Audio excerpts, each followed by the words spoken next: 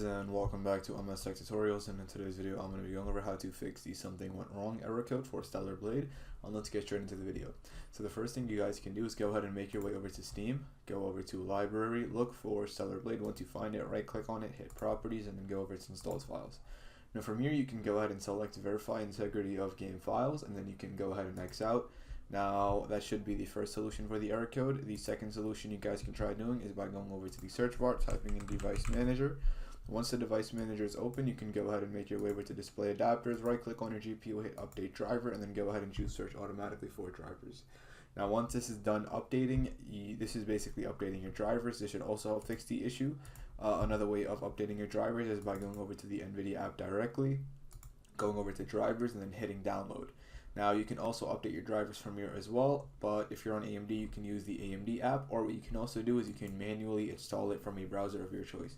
Now once you do all of these methods, you guys should be good to go. I also recommend, like, if maybe it's possible your PC is not able to handle the highest level graphics settings in game, so like the in-game settings, maybe just turn down the graphics a little bit low to either medium or low, and then that could also help fix the issue.